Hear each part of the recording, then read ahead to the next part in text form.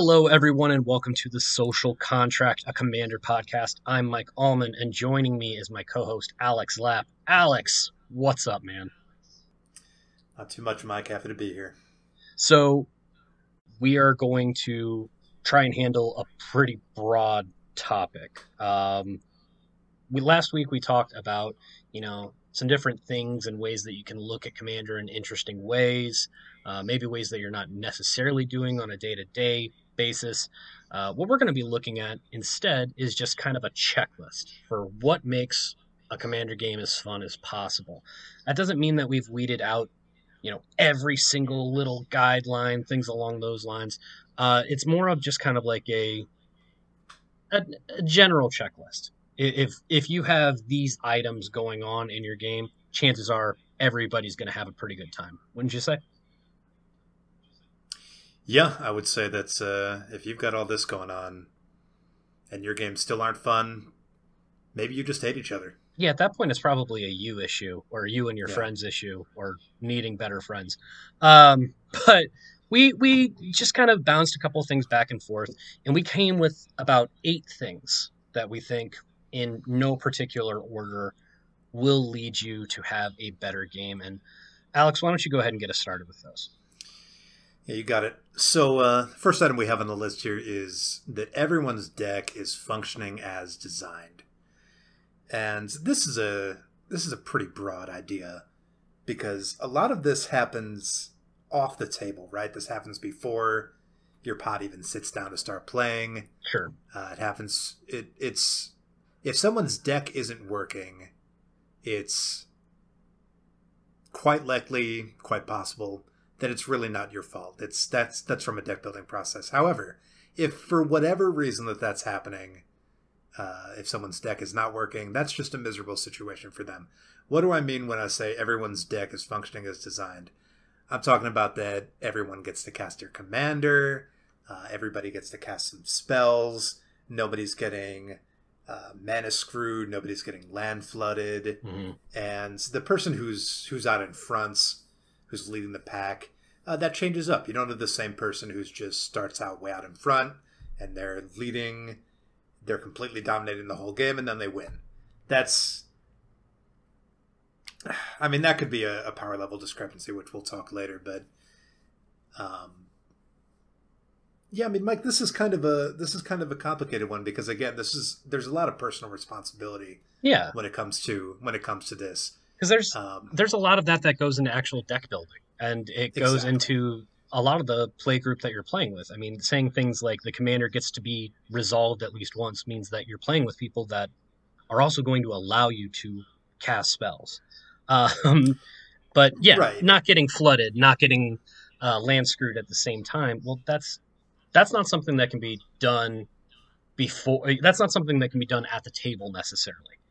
So right. that people have constructed their decks to function, but more importantly, that they're in a position where their decks are allowed to function. And that actually goes into our second point here, and you mentioned it, that everybody is playing at the same power level. It's our second item. There is a certain amount of fun that can be had from feeling really powerful and just being the arch enemy from the start of the game to the end of the game. That's all well and good. And some people just thrive off that. I mean, there's cards. There's arch enemy cards for a setting to do stuff like that. Don't get me wrong, it's awesome. But it's not fun to be in a position where, there's kind of this arbitrary number that people put on, between a scale of 1 to 10, and that's its own problem in figuring out exactly where it is. But you don't want to be a guy sitting at a table with, I've got an okay deck. I just kind of made this because I thought it would have a fun interaction in it. I like the commander. He looked weird. And then you sit down and play a bunch of highly competitive CEDH decks that are planning on winning by turn 3 if they possibly can. That there's a good balance in between, right? Right. And you touched on something very important here, that power level is something that's always been infamously difficult to nail down, right? Mm-hmm. The idea of the 1 to 10 power scale is something that's been very difficult to formalize. I would say that better men than us have certainly tried, and it's arguable whether they've succeeded or not, because there's a very subjective sort of lens when you're talking about this sort of thing, and I think a lot of that comes from what you bring to the table, so to speak. For example, I know in the U.S., our idea of average is a 7, and we see that both in school and university. We see that in review scores, like in video game review scores. If a game gets below a 7, you're thinking, oh, well, maybe this game's not so good. Right. Even though realistically speaking, if it gets above a 5, if we're taking the scale as a linear scale, above 5 should be good. Yeah, but it's on a curve. Right. So we have this issue where there's this enormous power jump between 9 and 10, between 8 and 9, between 7 and 8, sort of a logarithmic thing. But once you get down to 5, the jump between 1 and 2 and 2 and 3 and 3 and 4, it's kind of 6 of one, half a dozen of the other, right? Like you could argue till the cows come home, is this a 1 or a 2? And it doesn't even really make a difference to most people. No, it doesn't register. But let's not get too far into the weeds here. Let's just talk briefly about what we mean when we say power level. Sure. In my opinion, the most important metric when you're talking about a deck's power level is by what turn, on average, is that deck looking to threaten a win, or in the case of a stacks deck, to threaten to lock the game out. Sure. And like you were saying, when you're talking about CEDH up in the 9s and 10s, we're talking the low single digits. We're talking about turns 1, 2, 3, and 4. Very, very fast games, unless you're playing with a stacks deck, in which case maybe that deck's trying to lock the game by turn 3 or turn 4, and then maybe they don't win until turn 12. But they've already won in spirit, correct? Right. So it's hey, that's why we can keep playing, but just so you know, you guys aren't going to do anything for the next 45 minutes. So we can either shuffle up now, or we can shuffle up and you'll be mad close to an hour. Well, I hope your stacks deck can close the game out faster than that. But anyway, back to the not my stacks deck, and we'll get to that in a second. And if you're around the 7 power level, I would expect that your deck would not on average be consistently winning before about turn 9 or 10. If you are consistently able to threaten to win the game by turn 7 or 8 every time, I would, just me personally, because this is completely subjective, I would not be calling my deck a 7. I would be calling my deck an 8 at that point. And if you are not winning until after turn 9 or turn 10, then whether you label your deck a 6 or a 7, that's really up to you. If you're not winning until significantly after turn 10, then I think the individual number doesn't really matter so much as just allowing everybody to be aware that your deck either has difficulty winning, or maybe it's a precon off the shelf. Mm-hmm. And we know traditionally, especially the older precons, some of those have had some very iffy construction where their win cons are kind of all over the place, and they're not really able to secure a win until maybe turn 12 or later. So if you're not winning by turn 12 uncontested, I think at that point then your deck is probably in the jank area, and whatever number that is a lot less important. Like I said, right? What's the difference between a 2 and a 3? Could anyone even tell you? I mean, I'd assume not, just because what would you say? Would you say then that 7 is probably the average construction that you normally see? And again, just every play group, if you sit down and there's going to be someone every once in a while that says, oh no, I've got a 7, and then they win on turn 2 and then they pick up their cards and leave. Well, I don't believe that guy anymore. But right. Would you say 7 is probably the general average then that people are usually building towards? See, that's an interesting question, because I don't really see that problem too often where somebody will claim. It has happened to me, of course. It's happened to everybody. Mm-hmm. Where somebody will walk up to the table, they'll say, my deck's a 7. and they bust it out, and it's clearly a 9. I remember that happened to me. I didn't believe him in the first place because it was an Urza deck. Yeah. Oh, yeah. No, the super friendly, slowed down Urza deck. Yeah, that's. Oh boy. It's very, very difficult to build an Urza deck to a low power level. It's even more difficult for me to believe that you've done that. And surprised he didn't. It was a 9. Mm-hmm. But that seldom happens. I think most people are more responsible and forthcoming than that.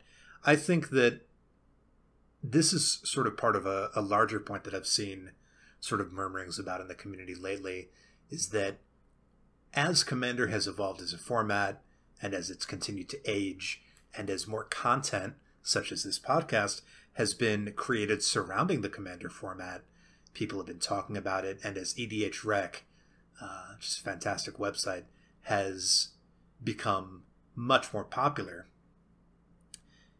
people have started to skew towards more consistent and more powerful decks.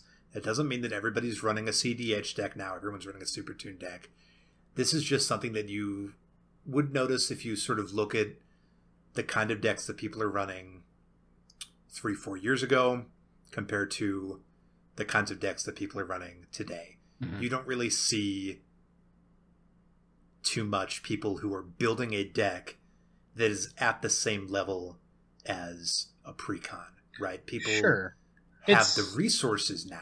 It's the rising tide that lifts all boats. As Commander becomes more and more of a format that Wizards actually, builds cards for, as opposed to it being kind of this side gig, and as more and more content exists, like you said, I mean, it's as more resources are available, the things that would be considered average are going to, slowly drift and level up as well. But that also means that the more competitive decks and the more brewers that are just focused on how can I make the strongest, most powerful deck available, as they get more resources, everything's going to go up a little bit. And that just kind of puts the whole, on a 1 to 10, where's your deck at question. It's just going to put it in more flux. I'm almost at the point where instead of focusing so much as far as everybody's at the same power level as a number, it's almost like okay, we're all sitting down at the same table. We know our play group. If Jerry takes out his Urza deck and the rest of us are all taking out a different one, and we know that we have to completely focus on Jerry so he doesn't pop off because otherwise we're screwed, as long as you know that ahead of time and you agree to it, that's fine. But if not, and you are caught off guard by someone's ability to play their deck, and more importantly, what is in their deck for them to play, and you don't have anything equipped to do anything about it, that's where it gets a little bit more in flux for me. Yeah, I think that the power scale has really always been about people playing together who have not necessarily played together very much or at all before. Because as you said, when you're with your group, with Jerry and Timmy and Spike and all those guys. Yeah. Like you said, you've played with them enough. You know how their decks work. You know what the power level of the deck is intrinsically. You could put a number on it, but you know the nature of that deck to a more precise degree than the vagueness of the Commander power skill could possibly imply. So the number scale isn't really useful to you at that point. You already know you don't have a problem at that point, right? Right.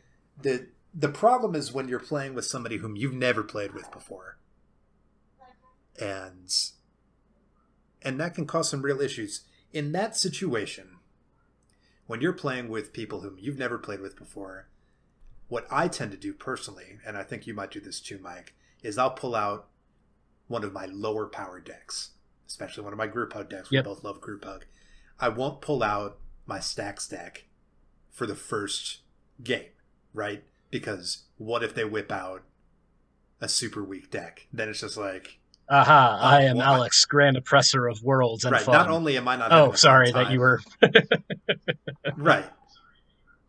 Absolutely. Not only am I not having a fun time by beating them so roundly, they're not having a fun time. I might not even get a second chance to play with a weaker deck, right? I've blown it.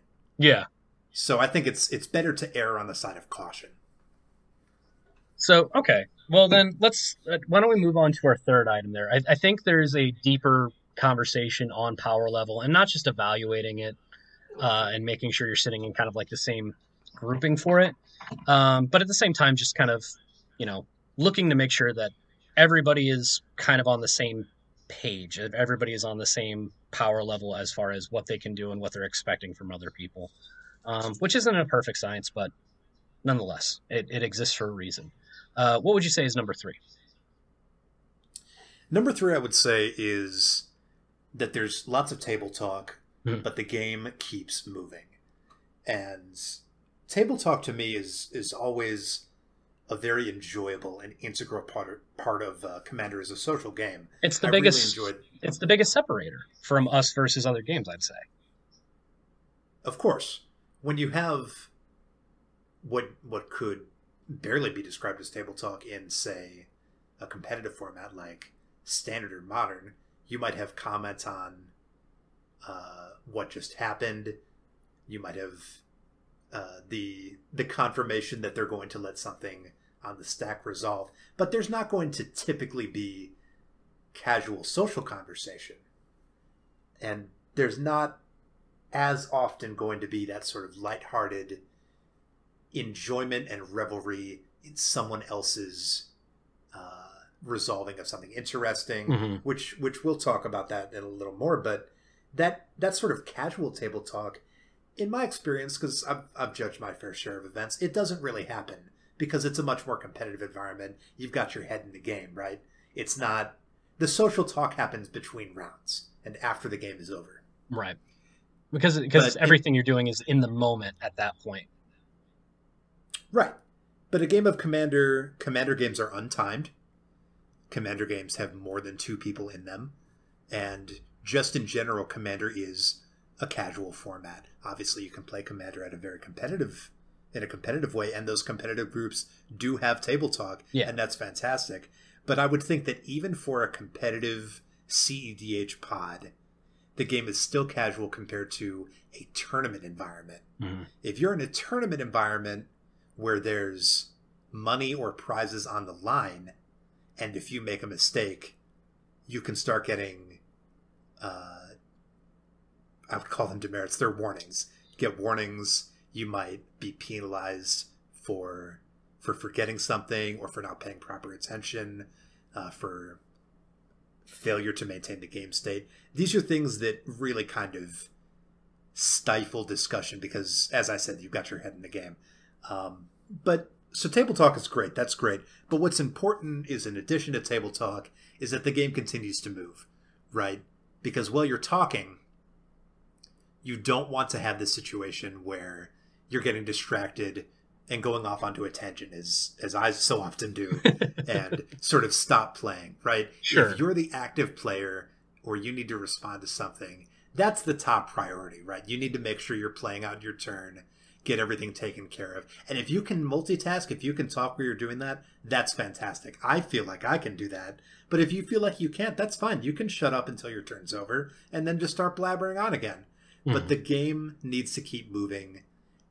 And I feel that as important as table talk is, that comes second to that, right?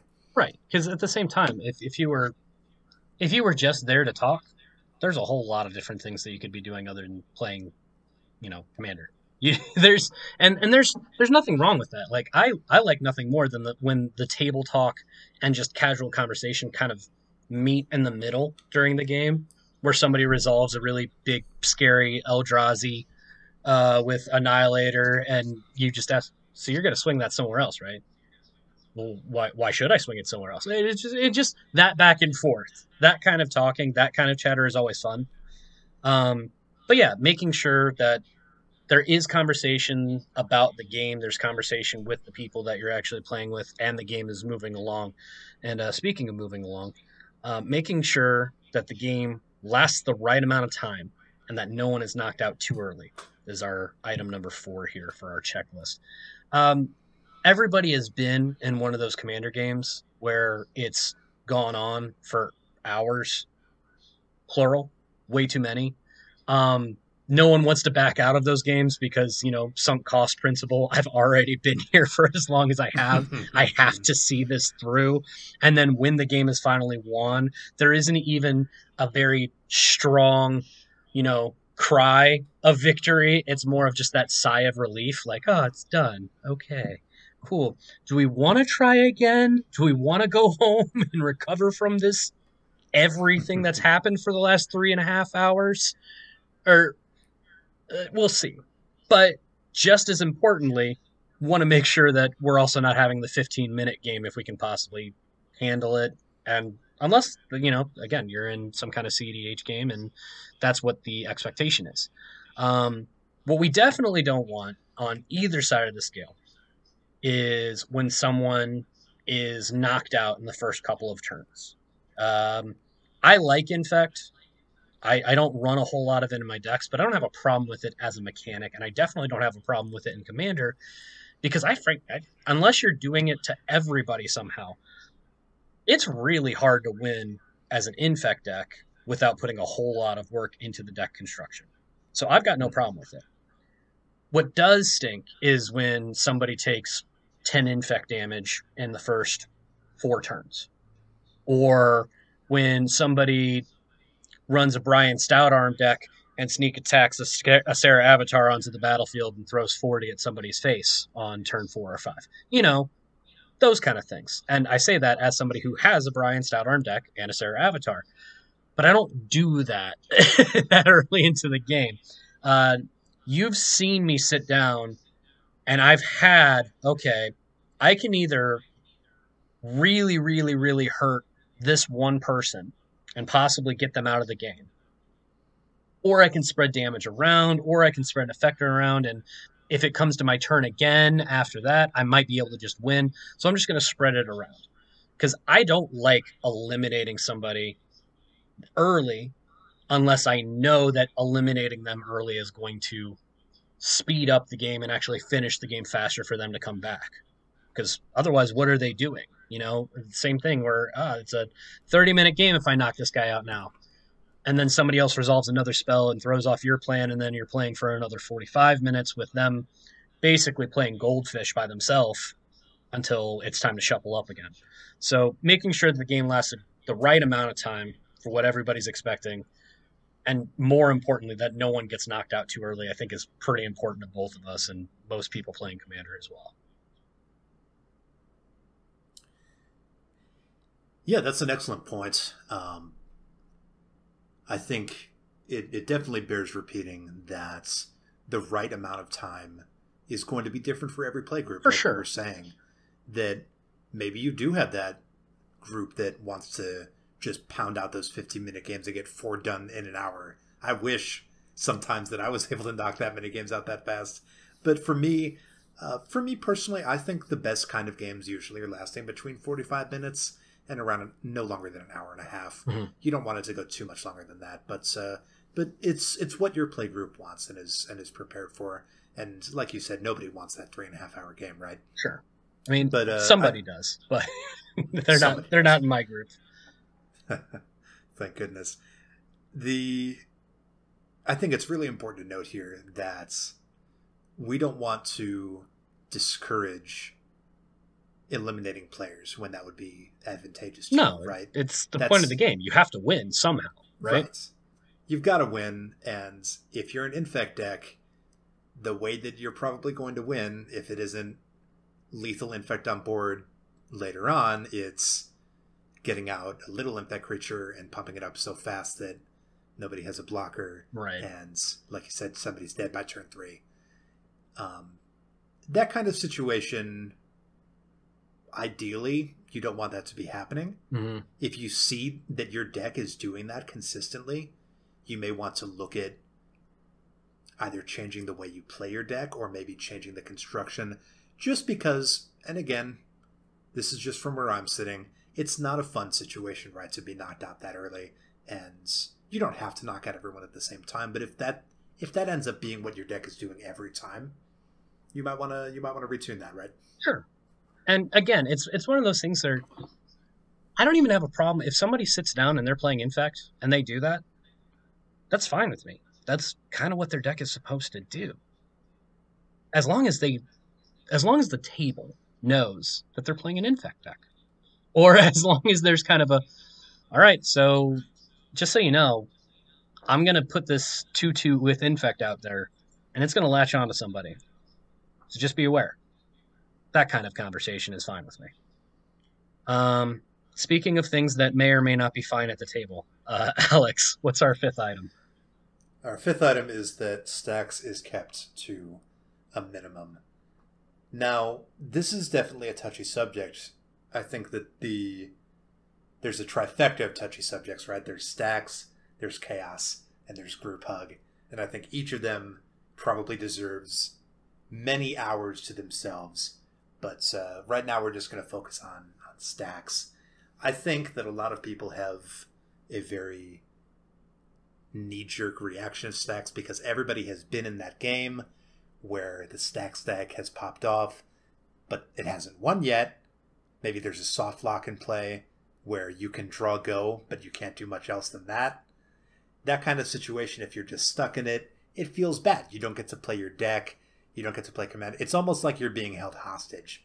That kind of situation can be a real feels bad kind of situation. And I feel like a lot of people have been conditioned for a very long time to not want that. Even if, and this is the truth, Stax is an important part of Commander. Stax is a foil to combo decks, right? Stax decks stop combo decks from popping off. They have a purpose. They don't just exist to make you miserable, even if the person who made the Stax deck loves the fact that you're miserable, right? That's not necessarily the goal. However, just because the Stax decks have a purpose doesn't mean that it's necessarily fun for a lot of people to play against them.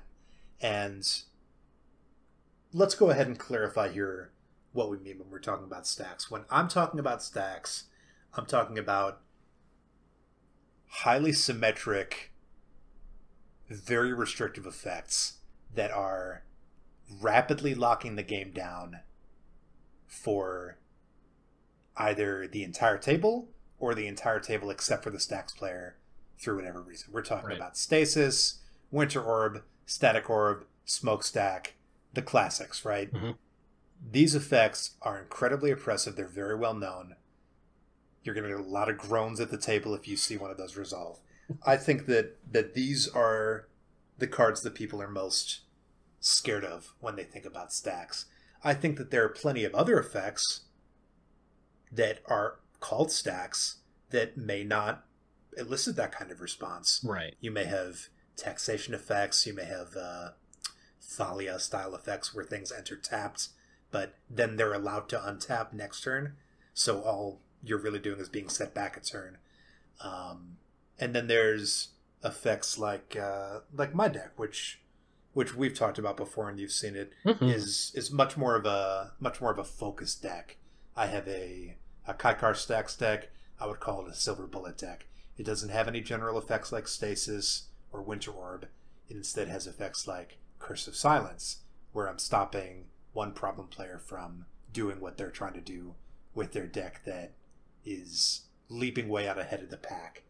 And I'm not trying to say I do it right, you all do it wrong, because obviously if your group is okay with Stax, you Stax your heart, just stack to your heart's content, right? Right. If that's your fun, and your table is fine with that fun, or at the very least, if they haven't told you, hey, stop playing that deck, then that's fine. And I totally get you saying that. That's the diplomatic and respectful way to go about Commander. On the other hand, screw that. So I have been at the table, and it's a good thing that you actually took this topic because I get a little too passionate about it. I like Magic a lot. It's literally tattooed on my arm. What I can't stand is when I'm playing a game of Magic where one of the opponent's goal for the game is to stop the table from playing Magic. I can't stand Stax. I've been in more than one game where I sometimes draw my card for turn without doing any of my untap step because there's nothing for me to untap this turn because of all of the things that are stopping me from doing so. Draw my card, pass, and then wonder if I should break one of my fingers just so I can feel something before it's my turn again in 20 minutes. I can't stand stacks, but you're right. They exist for a reason. The game is a game about balance and politics, and stacks exist as an equilibrium to stop certain types of decks from winning, to stop certain, frankly, players from winning. You were talking about your stacks deck. The thing that we might not have hit on hard enough is that it is pretty single player focused. You you can spread around a little bit of the okay, you need to slow down effects, but it's not typically something that you're sitting down and playing with off the bat. It's something that you're bringing out to counter somebody, almost in a kind of reverse group hug type of setting. Yeah, that's really exactly how I play it. Like I mentioned earlier in this episode, I never bring that out for the first game of the night, right? Mm-hmm. I only bring it out after I've played with the group. Somebody has demonstrated that their deck is significantly more powerful than the other decks at the table. Instead of telling them, "Hey, buddy, you got to put that deck away; it's too powerful," or "Hey, everybody, we have to get out our more powerful decks to compete with this guy." There's now a third solution for me, which is everybody can keep playing their decks. I'm going to switch to this deck, Silver Bullet Stacks, and I'm going to latch onto you and do everything in my power to stop you from playing. Everyone else at the table, do whatever the hell you want. I'm not touching you. Everyone, I would like to get second place if at all possible, but if not, you just do you. Go ahead and have a great time. Everybody. Oh, my deck can win. My deck has locks, but okay, fair those enough. those locks are not. This is interesting. I've seen what I would describe as better versions of my deck. Not in that they're trying to do what my deck is trying to do, but in the sense that my deck is trying to win. Just don't freak out with Mindslaver Lock. That's how my deck wins. However, my deck is not seeking the Mindslaver Lock as fast as possible. That's how the game gets closed out after I've roundly broken the kneecaps of the player who is too aggressive, right? But if I wanted to build my deck to be stronger, what I've seen is you build the entire deck around the win con. I'm completely off track here, but what we're trying to say here is that stacks is important, and stacks is not inherently a bad thing, no matter how much Mike's visceral hate for it would have you believe. However, it is something that you should not be surprised to find that people in your pod may react much like Mike does. That they hate it, they hate it, they hate it. It doesn't matter what kind of stacks deck it is. Don't play that deck. And you know what? That's okay. If you don't want to play with those people, you don't have to. You also don't have to play your stacks deck against those people. Hopefully those people aren't also playing powerful decks, because that would be kind of hypocritical, right? Right. No, it's a fair argument that you make. I will say I'm glad I was muted when you brought up the Mindslaver effect, because I did need to break one of my fingers to still be able to talk to you and finish the rest of this podcast. Let's limit how many fingers you're breaking, right? Hey, listen, I got at least 6 left, but it's hard for me to count them all at this point. So let's get into something that'll make me feel a whole lot better. So number 6, Battle Cruiser. Big splashy interactions happen at the right moment. Late game. Alex, if people haven't picked up on it based off my enthusiasm in certain subjects and my vitriol on others, I love Battlecruiser Magic. I have too many decks that I've said, hey, take a look at this. Tell me what I should do. And your response is almost always, hey, your mana curve's kind of high there, Mike. And I say, yes, because that's where the fun is to be had. My favorite color is green. Not because any of the big green creatures or anything. It's because green is the fastest way to ramp. It's the most efficient way to ramp. And if I ramp, that means I can cast bigger stuff. And I want to cast a bigger. I need more ramp. I need green. Go. I love the Genesis wave for 20. I love the villainous wealth, the big X spells. I love omniscience. I love all these things that are huge, powerful effects. And I like them to happen late enough into the game where it doesn't absolutely break the backs of everybody playing. Omniscience is cool. It shouldn't be out on turn 4. It shouldn't be out on turn 5. It's these effects that really turn into the late game. How is this going to go haymakers that connect? And the coolest part about those is when they don't connect because somebody else has the exact right answer and the table is groaning and then cheering and then the back and forth. That's where I think the big and fun stories about our format actually exist. So that's where I'm at. I think those big splashy plays happening in the late game is our 6th item, and for good reason. It's probably my favorite part of the actual game. Well, I'm right there with you, Mike. I also am very much a Timmy. I also love Battlecruiser Magic. And I love when things are happening. So I won't really try to repeat too much of what you just said, but I do think that you said something very important, and that's where the stories come from. Yes. Because stories are how we relive and experience the world around us, right? Whenever you're talking about when people are engaged with a situation, with any medium, they're engaged with the story. How do you make sure that your reality TV show isn't just people talking back and forth on couches yelling at each other? The editors create a story, a through line. Even if it's not really there, they'll create one because stories are how we interact with the world.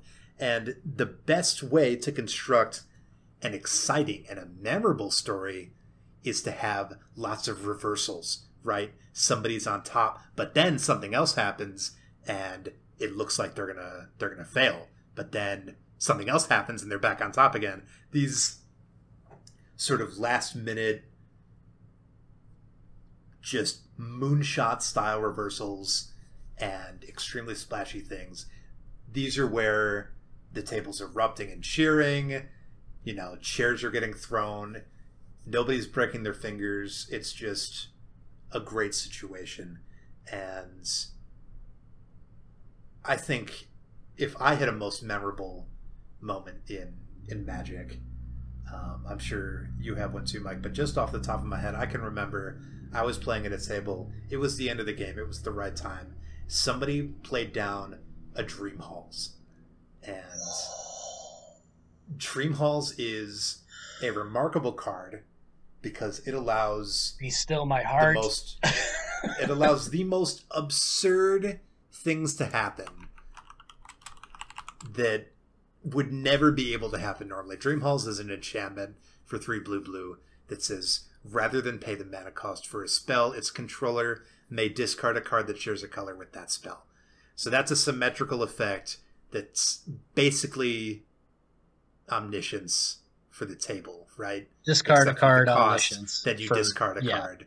Yeah, exactly. So the results of this would be stack wars, where people are just slamming effect after effect after effect after effect on the stack. The stack is 20, 30, 40 objects high. You have no idea what's interacting with what. It's a complete we're talking a battle in the climax of a Star Wars movie. You can't tell what the hell's going on, but you know that it's enjoyable. That's the kind of thing that I like late in my Commander game, Mike. And I'm right there with you. The big splashy plays make the story. The story is what makes it fun, and that's why you want to keep coming back. Other things that make it fun are having an idea of what the heck is happening. So how about you go ahead and take us to number 7 here, Alex? Yeah, as much as it is fun to sort of have so many fun things happening that you lose track of it, it's very important at all times that everyone understands what's happening, they're present, and everyone's paying attention. And I'm going to talk a little bit more about this in my advice section, but this is really important. You want to make sure that everybody at the table is on the same page, right? If you play a spell and somebody says, "What is that?" you need to read that spell out, or you need to show them the card so they can read it for themselves. Everyone needs to know what's happening. And we'll talk more about how you can accomplish that in a minute here. But I want to move on to the second part of this point, which is that everyone is present and paying attention. For me, I never have any problem being present in a Commander game because I love playing Commander. This is just, it's how I relax. It's how I have a good time. Some people don't necessarily feel that exact same way. They enjoy Commander, but maybe they're getting bored. Maybe this isn't the most fun thing they're doing that night. For whatever reason, the cell phone comes out. And they're not looking up a ruling. They're not looking up the Oracle text for a card or ordering a pizza. They're texting with their friends, or they're looking at their news feed, or they're answering emails. Something that's not related to the game. And wouldn't you know it, 5 minutes pass, it's their turn. What comes out of their mouth, Mike? Oh, I'm sorry, what's that? What's that? What's going on? Okay, And then, I'm gonna go ahead and I'm gonna play this creature. I'm gonna play a Shriek Maw. When it enters, it'll kill. Oh no, that actually doesn't work because ETB effects don't happen right now because of this card that was played while you were on your phone, etc. yeah, it's not just that you're not present for the game and that you miss interactions. It's that you miss continuous effects that are put onto the field that are important for your interactions, that are going to change your strategy, and you're not there to see them. I think that, I don't want to belabor this point too much, but if you have something that's very important outside of the game, for example, if you know you have a work call, or if you have a family member who's very ill and you need to keep up with that, just let the table know ahead of time. And if you need to excuse yourself for an emergency like that and concede for the game, I don't think anyone would blame you for that. It's when you give more attention to something that is not important compared to this game that, for the moment, we're taking seriously. We pretend that the game is important because it is important to us. Having fun is important to us, right? Yeah. And even if the game isn't important in the grand scheme of things, to me it still feels disrespectful to sort of distract yourself from it, right? Mike, how do you feel about this kind of thing? I actually think I've got a good metaphor for it as far as the way to treat it. Alex, do you watch anything on Netflix? I do, yes. Okay. You know how there will be the season recap that happens before the next season of the show, get you caught up on everything? Sure. So that's fine, because that's catching you up with hours upon hours of information. Cool. You know, when you start from one episode and you go into the next one, and it gives you the option to just skip the intro? Because you were just there, you were just watching, you were just seeing what was happening.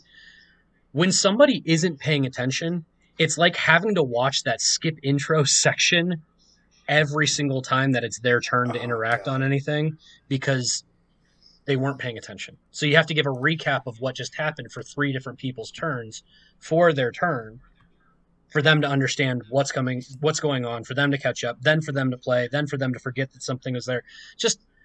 It might not be disrespectful as far as if you've got something going on, you've got something going on. But you're all there, you're all playing. It doesn't have to be the biggest focus in your entire life, but paying enough attention to it to where nothing has to grind to a halt because you weren't paying attention in the first place.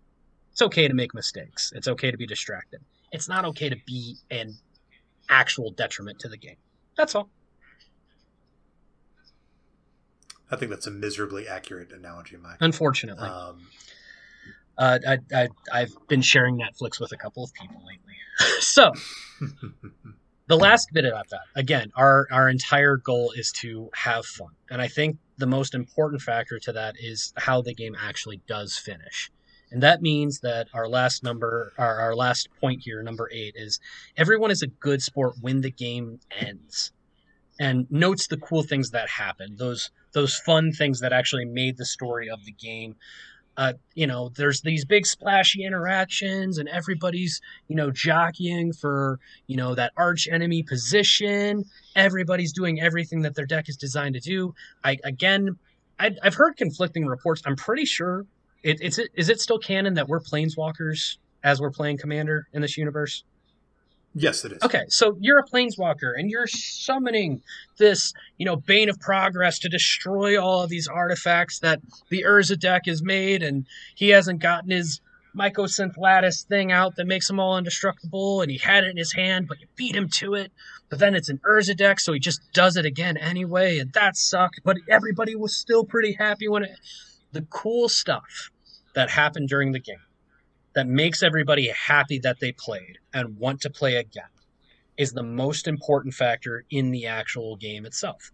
If people aren't talking, but they're happy with how the game went and they want to play again, then that means it's a good game. And that's the end of the day. That's the main thing that we're looking for, that it was a fun time and we want to drive it home to play again. I completely agree with you, Mike. I think that some of our listeners may have just been raising their hands or cringing, because I think you just had a slip of the tongue there. Mycosynth Lattice turns all permanents into artifacts. Darksteel Forge, that's the makes one. artifacts indestructible. Yep, I forgot the combo. I got excited. He had one form of it out, but not the... Whatever. if somebody has Mycosynth Lattice out and you board wipe all artifacts with Bane of Progress, I think that it's possible the table hates you more than it hates artifact player. And you know what? Because you just blew up everyone's lands. And you know what? If I understood what was happening and wasn't paying attention because I was on my phone at that point, and then I did that, they would have an ample reason to hate me. So don't do that either. Have a good time, guys. And I think that kind of sums up our, checkpoints for what makes a good Commander game. We're going to take a quick break, and then we'll come back with some advice for new players, some advice for older players, new cards, and then Alex is going to help me out with some rules on a deck that I've made that I kind of still don't understand, and evidently I'm not the only one. So we'll be right back. All right. Hey, it's Present Mike filling in for Past Mike. Our audio has gotten so much better. Thanks for sticking around with us. So we're going to talk about some cards that are really underplayed. We each think that we're bringing some really interesting cards to the table, and if you want to grab them or any other cards, you can help us out in the process. We have partnered with TCGplayer.com, so if you're looking for any singles, sealed product, deck boxes, sleeves, playmats, really anything to spice up your game experience, go to bit.ly/EDHsocial or click on the link in our show notes. You don't pay anything extra, and you'll really help us out by buying all the things you were going to anyway. That's bit.ly/EDHsocial or click the link in our show notes. Back to the show.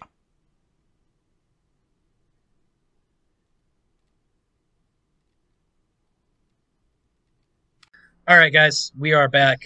So something old, something new. I am something new for all of the new players, and this is something that I fall into on a pretty regular basis. I think this is something that everybody can examine, especially newer players.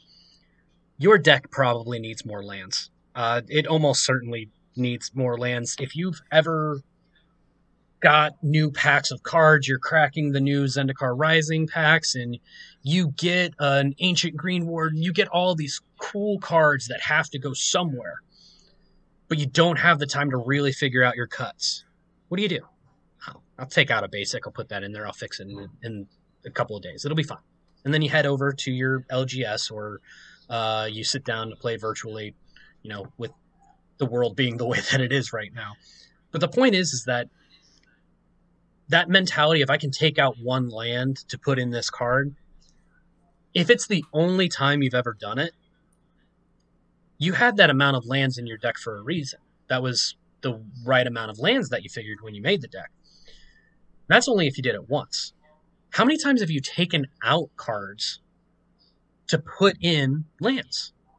It only happens whenever you're really editing the deck, when you're really taking a look at it. Example that happened for me, I have an Estrid the Masked Enchantress deck that runs a whole lot of auras specifically for the lands to make it a big mana deck. So I'm thinking that this deck has probably about 35 to 38 lands in it, maybe a little lower on the side towards the 35, 34 range because it's such a ramp-based deck. After editing the entire thing out and putting everything in, I found out I was only running 30 lands in that deck. And that's with that's with a couple of lands that are like the Evolving Wilds to find me my basics and the Terramorphic Expanses. And holy cow, if I'm only running 30, how many times have I gone in there and taken out a basic to put in something cool for the Enchantress style? And I ended up really hurting myself in the long run, and I've since then fixed it. But holy cow, everybody, take a real hard look and just count the lands at some point and realize that you don't have nearly as many as you probably should. Yeah, that's great advice, Mike. I feel like a lot of people don't do what I do, which for me is something that's integral, and that is I keep a list of my cards on a deck building website. In my case, I use Tapped Out. Yep. Other people might use other websites like Architect, things like that. But what's important is that you keep an updated list, because what can happen is exactly what Mike just said, where you're editing your deck, but you're not keeping the proportions in check. And realistically speaking, if you're taking out a spell, you need to put in a spell. If you're taking out a land, you need to put a land back in. And we're talking about lands that produce mana. We're not talking about Maze of Ith, Glacial Chasm. Right. Those are like spells disguised as lands. Right. When you're obviously they're not spells because they're lands, but when you're building your deck, those are spells. Right. Right. Your deck should have, as a rule of thumb, 36 lands. If you have fewer than that, that's fine. You need to take a look at how your deck is playing. And if you have 34 lands and you're like, God, I have to mull twice every game, I never have enough lands, or I always cap out at like 6 lands, and I'm at 6 lands on turn 12, well, maybe you need to look at putting in some more lands, because it may not seem like it's that important, right? That, 34 versus 36. It's surprisingly noticeable. I think you can attest to that, Mike. Even minor changes in your mana base can really have a ripple effect. So going below 36 lands, make sure you have a reason for doing that, right? Either your deck is very low on the curve, or you've added in a lot of accelerants and you feel okay with taking out a land or two because of how much faster you're ramping. But yeah, you need to be really careful with taking out those spells to put, or taking out those lands to put spells in, because the lands are not interesting. They're expensive and they're nice, but they're not interesting, right? Mm-hmm. You don't typically start building a deck and be like, man, I can't wait to put all these lands in my deck. Usually I do lands last, right? When I'm building a deck, I'll do all the stuff that I like doing, and then I'll do, the vegetables, as other podcasts have called them, the ramp, the draw, and then lastly, I'll put in the lands. And usually when I'm building a deck, I'll just put in the requisite number of basics and sort it all out later. I'm not building a deck to put lands in it typically. Yeah, and I 100% get the vegetables reference, and my argument is that you can make vegetables delicious. I'm almost in the lands are vitamins. You have to take them. If you take them with a glass of water, maybe it doesn't, feel as bad. But you have to take them. You have to take them every day. And you do that so you can do the cool things. You can't play Battlecruiser Magic if you don't have a way to pay for it. Exactly. So, what is your advice for more veteran players this week, Alex? So I alluded to this when I was talking about one of the points on our list about how everyone needs to understand what's happening in the game. This is how you would accomplish that. Get into the habit of being forthright. What do I mean when I say that? I want you to pretend like you're on game nights, like you're on Commander Versus, like you're on your Live Commander gameplay video of choice. My goodness, You're famous. Everything's fantastic. You did it. You made it on there. What do all of those people do on those shows that maybe they don't do in a normal game? Mike, can you identify that? Well, they all look prettier than I do for the most part. Yeah, they have makeup on. That helps. That helps. But I think They have good I get where cameras. you're going at here. They explain everything they do as they're doing it. They'll talk about they might not go through every step and announce it, but if they play a land, they're going to tell you they're playing a land. If they play a spell, they're going to tell you they're playing a spell. And you go actually further into it in a way where I think not just for the actual hearing and understanding of what's going on, but more for the table to know how important it is that you're actually telling them what's going on. Right. That's what they're doing. They're explaining everything that they're doing. Now, they're not explaining why they're doing it. They might explain that in the interview afterward. And we might get that in the voiceover, but they definitely tell us everything they're doing, because you're watching this on a video screen. You can't just pick up one of their cards and look at them, right? You need to know what every card is. You need to know everything that they're doing. And they've also time compressed it. There's a lot of reasons why they do it. You should be doing that in your games that you play, in your Commander games. Announce every action you take, every spell you cast, whenever a triggered ability of a permanent you control triggers, and especially when you're threatening to win the game. When you are threatening to win the game, when you've got your penultimate combo piece out, when you've got lethal on board and you're going to swing out next turn,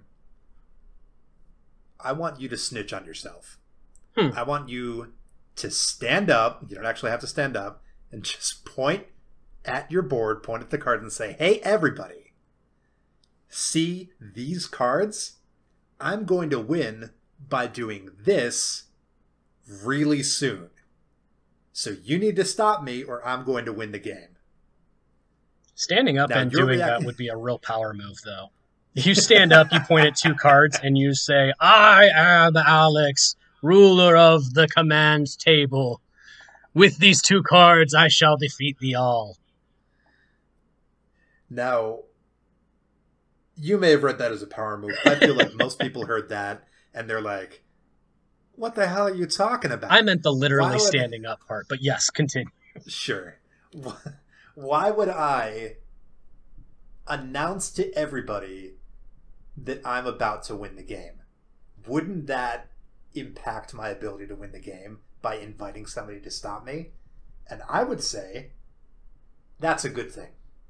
If somebody is able to stop you using the cards that they have, the resources that they have, you don't want them, after the game is over and after you've already won, to be like, if I knew that's what you were doing, I could have played this spell, I could have done this, we could have done this, and we could have kept the game going, we could have stopped you. But I didn't know what you were doing. That's a feels bad moment. In my opinion, part of everybody having a good time is everybody having perfect knowledge of the state of the game. That doesn't mean that they have perfect knowledge of your strategy and what's going on in your head, what's in your hand, what's in your deck. They don't need to know that. But they do need to know the most that they can know about everything that is visible to everyone. And part of that is knowing when the game is about to end. When you are playing a game of chess and you are about to win, there's a rule for that. You don't keep it to yourself. You say check. And part of that is to make sure that the other player knows that you are about to win the game and that they must take an action to stop you from winning.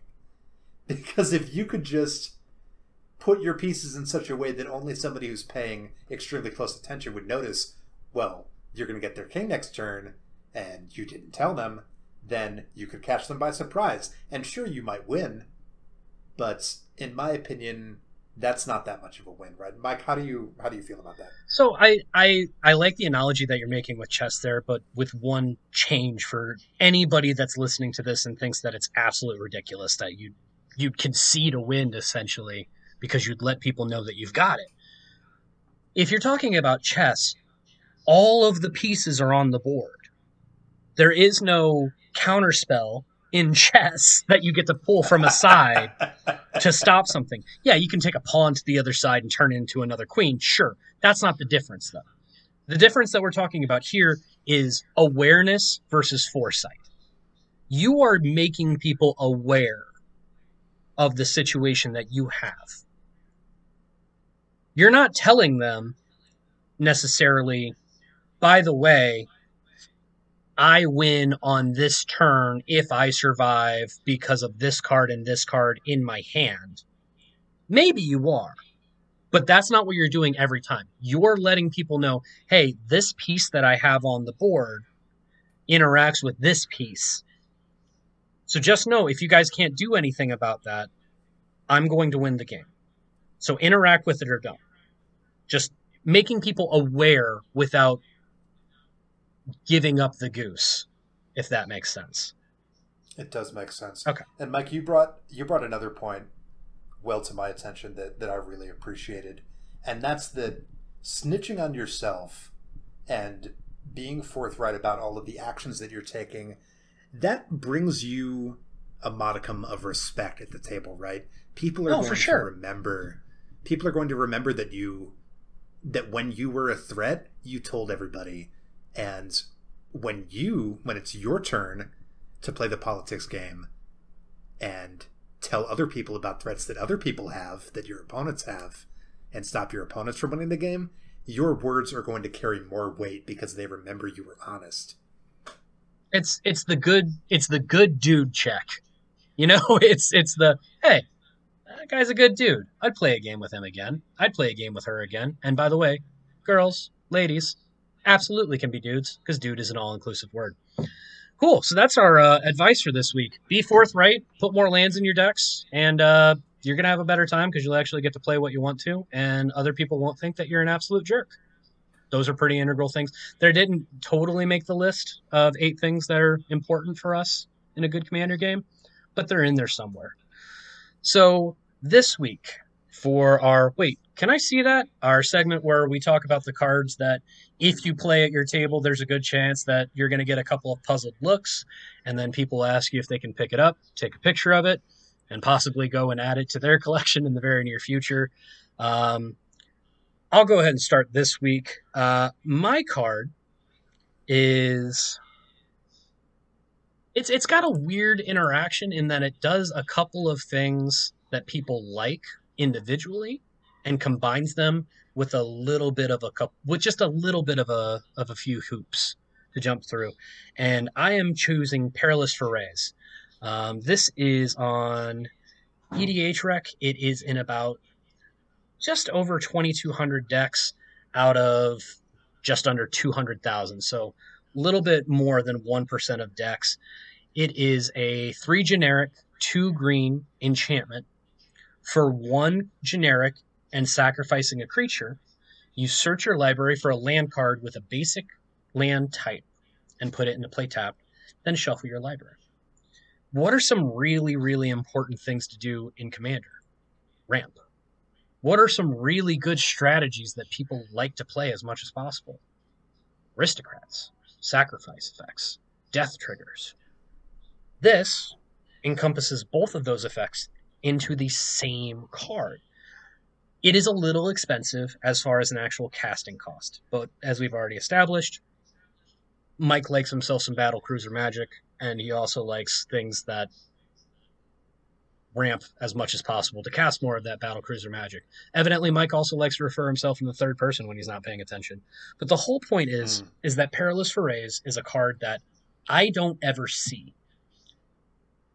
And I don't know why, because my favorite part about this card, Alex, is that it's $1.50 on TCG Player. Like, this is not an expensive card. It's not a free sacrifice outlet, but it's a sacrifice outlet with upside.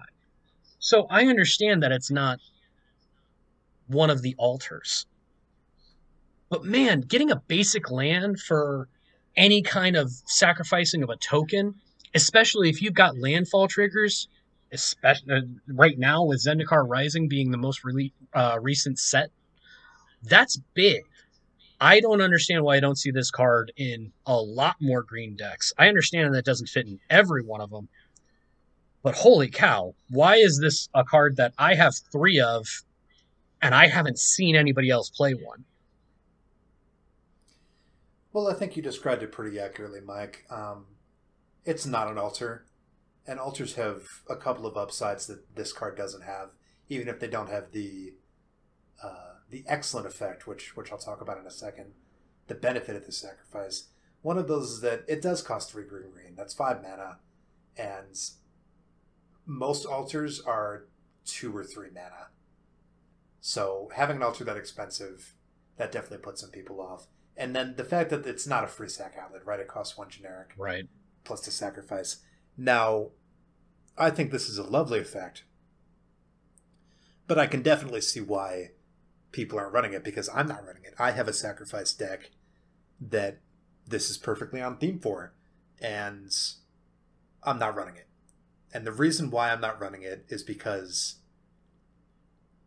it's not a free sacrifice outlet. Sure. If it costed 4 green and it was a free sack outlet, I might start to consider it. Right? The fact that it costs mana each time you want to sack, I think that turns a lot of people off. There are innumerable sack outlets, even ones that don't provide any benefit, and the fact that they sacrifice a creature for free puts them above this card in many people's minds. But let's talk about the upside of what happens when you sacrifice the creature, because we may not have explained this adequately. It says that you're searching your library for a land card with a basic land type. Yeah. That doesn't mean a basic land. You can find a basic land if you want to find a basic land. That's fine. But a basic land type is any land with the type forest, plains, mountain, swamp, or island. So that includes your shock lands, it includes your tango lands, your ABUR duals. There are probably a lot of lands in your deck that have one of those basic land types, and you can find them with this card, and that's a big upside. Absolutely. This is, like I said, I get that this doesn't belong in every deck. I get that this doesn't belong in just a Aristocrats deck. I get that this doesn't belong in just a ramp deck. Because if that's what you're doing, you've got probably more efficient ways to handle that. But when you talk about getting into especially landfall decks, especially decks where you have a whole bunch of different land types, especially when you're talking about decks that you want to be able to churn creatures, things like that, the graveyard recursion decks. I just feel like this is a card that is extremely underutilized because it's a B plus version of all of the other things you would look for separately.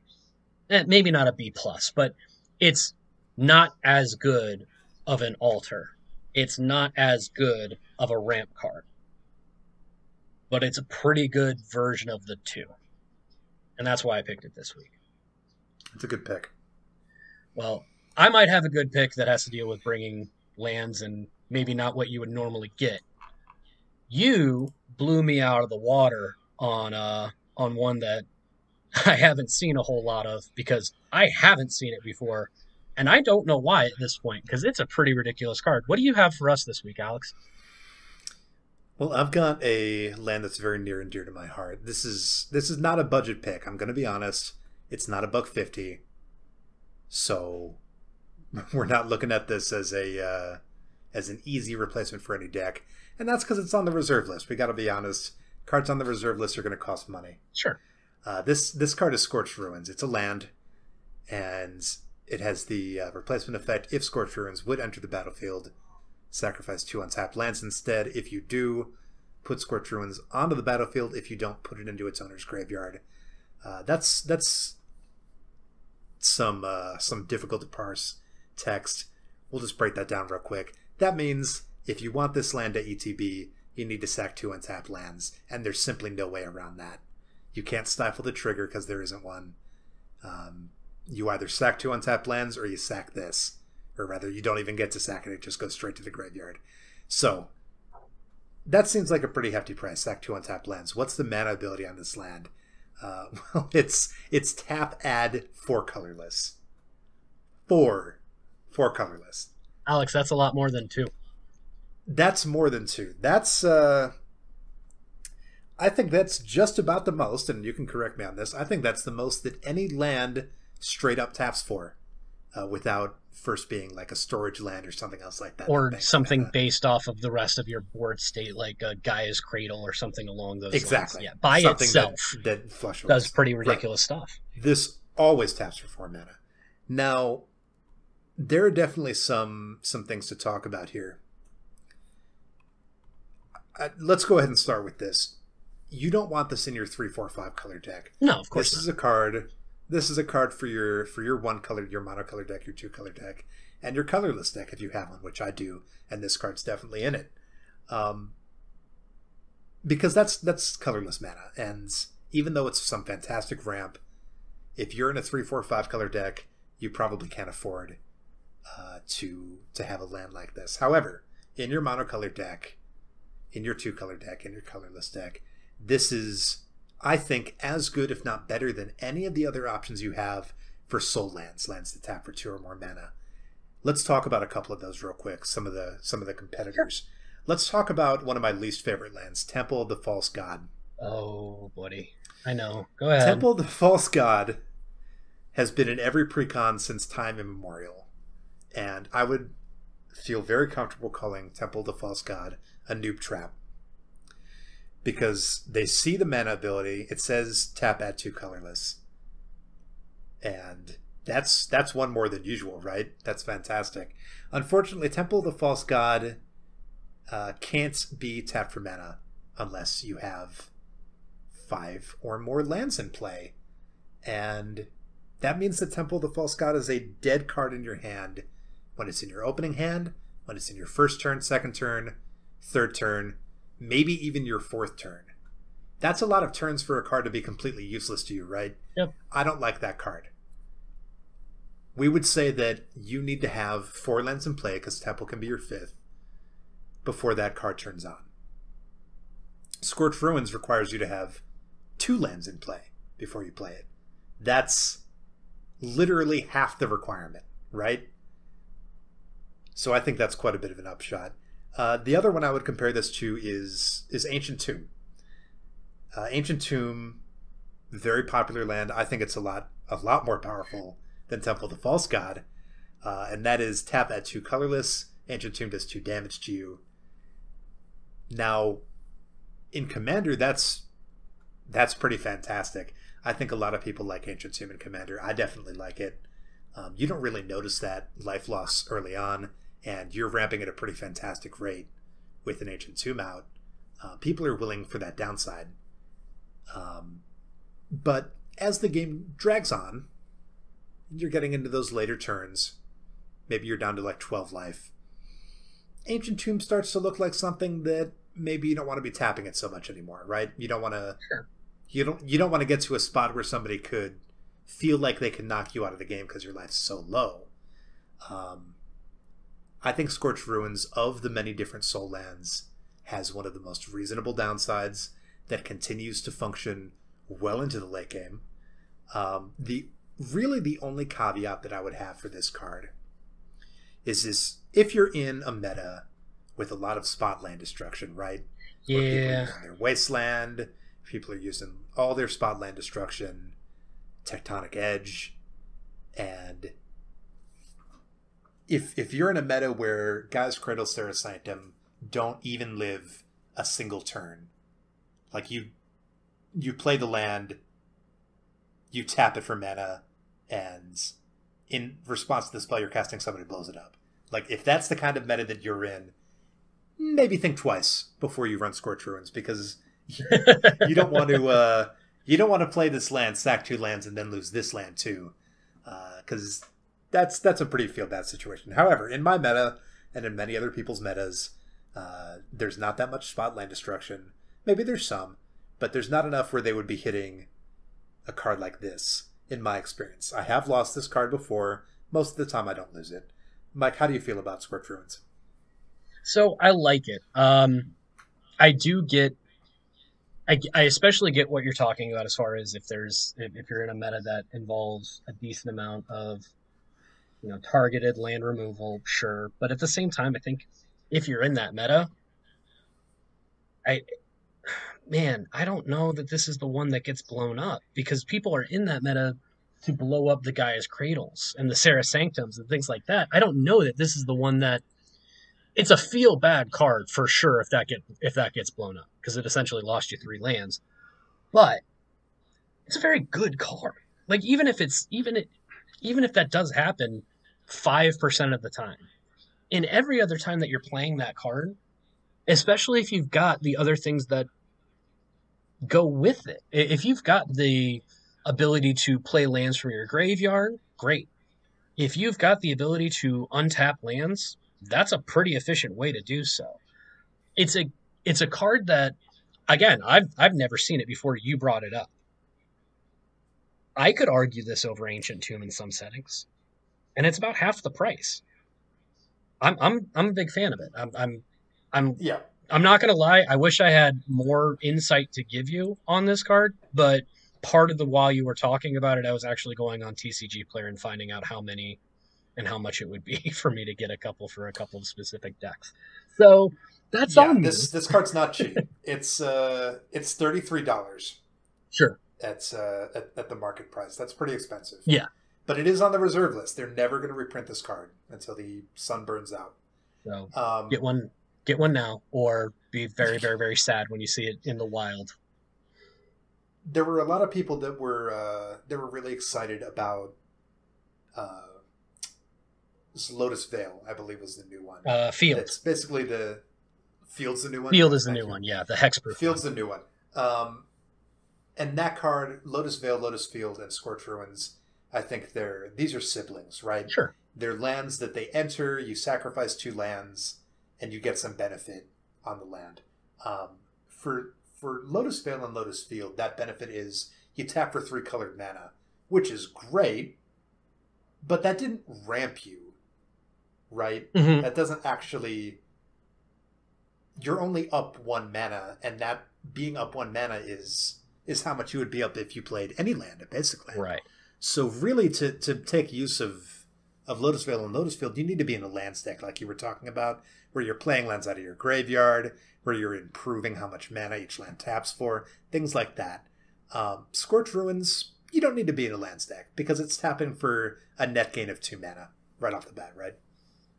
Absolutely. It's applicable in more decks. It is. It's only a bad card if it gets removed.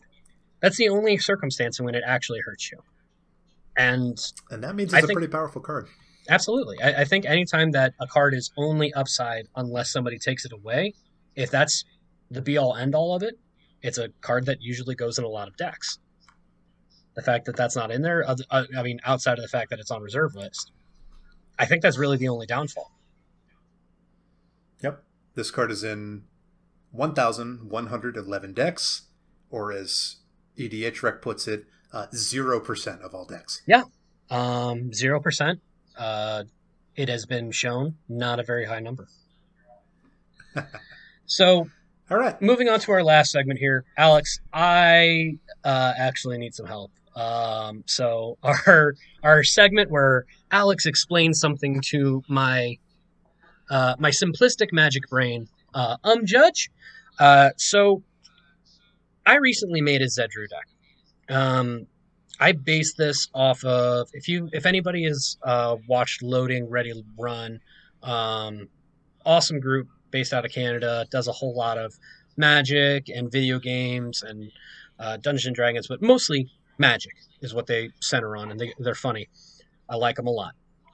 They did a blind commander game where Card Kingdom actually came in, and people working at Card Kingdom assembled them commander decks. And one of them was a Dungeons and Dragons based Zedruu deck. So lots of dragons as the actual creature type, and then lots of things to be able to give to people in the adventuring party, quote unquote, for, politics. And I loved it. So I made my own spin on it and played it with my play group, and then came to a problem. So the card in question, I think, is called Coveted Jewel. I believe that's what it is. But essentially, 6 mana artifact, play it, you draw 3 cards, you can tap it for 3 mana of any color. If somebody were to hit you in combat, they get the actual Coveted Jewel, they untap it, they draw 3 cards. So it's kind of like this own Monarch effect for this really cool mana rock. And I was excited because I saw someone that was absolutely struggling in the game. I had a 2/2 on board, and I'm just like, I'll tell you what, you go ahead and swing your little 1/1 mana dork at me. I won't block. You'll get this jewel, and then you just make sure that I'm allowed to get it back when it's my turn. Deal? Oh, absolutely. He's losing the game at that point, so he's all in on that idea. Yay, politics. Yay, commander. Unfortunately, he got killed by an effect that did not do combat damage to him. So he dies before it gets back to my turn. But the jewel never exchanged hands after that. So he died. He has control of this thing that I own. Where does it go? Does that mean it goes into the graveyard? Does that mean it goes into does it go into exile because he no longer exists? I know he doesn't get to just take it home with him. So how does this work? How do we deal with, I have this thing, I own it, I play it, and I give it away, or someone takes it, versus if something is taken that I never even got to play with, or it's an exchange kind of, how does this work, Alex? Dumb this down for me so I actually can play my Zedruu deck without being afraid and having to look up on my phone every single time. Yeah, you got it, Mike. This is definitely one of the most common questions that I'm asked as a judge, is what happens when players lose the game in a multiplayer game in Commander? Because this is confusing for people. That they, the common sense is not really there. There's no intuitive answer. So let's just walk through the steps of what happens here, because thankfully they don't get to leave with your cards, right? Ante is banned. There's no gambling in Magic. Right. So when a player loses the game, first thing that happens, all objects they own cease to exist. That's every card they own, every effect on the stack that they own, every token they own. They stop existing. We know that part already. That's why when somebody loses or concedes, they can leave, and they don't have to wait for you to be done with stealing their card, right? Right. So that's the part that we all understand. Here comes the next part. Following that, any continuous control-changing effects that gave that player control over any objects they don't own end. That's everything like Zedruu donating something, that's Harmless Offering, that's donates. Role reversal. That's mind control effects, any aura that steals anything from somebody else that already has it in play, anything like that. If it's on the battlefield and it was donated or stolen on the battlefield, those effects end. Okay. And when those effects end, we're going to look back in time. We're going to look at our timestamps, and we're going to see who had control of that object most recently. Most of the time, it's going to be its original owner, because most things only get stolen once. However, for something like Coveted Jewel, it might be bouncing around the field, right? Somebody steals it, someone steals it from them, then someone steals it from them, then you steal it back. We just need to unwind that path there. If they took it from you, even if you let them take it from you, and they lose the game, then you get it back. That's how that works. So, what happens after that? Lastly, all objects that the player still controls after that get exiled. So that's anything that player stole without gaining control of it. We're talking effects like Bribery, or Rise of the Dark Realms, or Atali Primal Storm. Okay. Things that allow a player to steal cards from a zone that isn't the battlefield. Send triplets. When somebody does that, they have control of an object that you own, but they never gained control of it, technically speaking. They just have control of it. And because of that, there is no control changing effect that can end. And so when the control changing effects end, they still have control of it. And when that happens, that card gets exiled when they lose the game or leave the game. So let's recap, because we just went through a lot of jargon. Yes, please. As a rule of thumb, if you donated something to somebody or they stole something that was already on the battlefield, or that if somebody stole something that was already on the battlefield, then when they lose the game, it will return to the control of whoever had it previously. If they stole it from anywhere else, from the graveyard, from library, from exile, if it entered the battlefield under their control and they don't own it, then it gets exiled when they lose the game. Does that make sense to you, Mike? It does. So basically, if it's something that is played, it goes back to its original owner. If it's something that was never played, then it goes into exile. Am I right? Yeah, you're mostly right. We need to be careful about that first part, because Okay. it doesn't necessarily go back to its original owner. It goes back to the person who had control of it, who had a control-changing effect that gave them control of that card most recently. If that was nobody else, then yes, it is the original owner. Okay.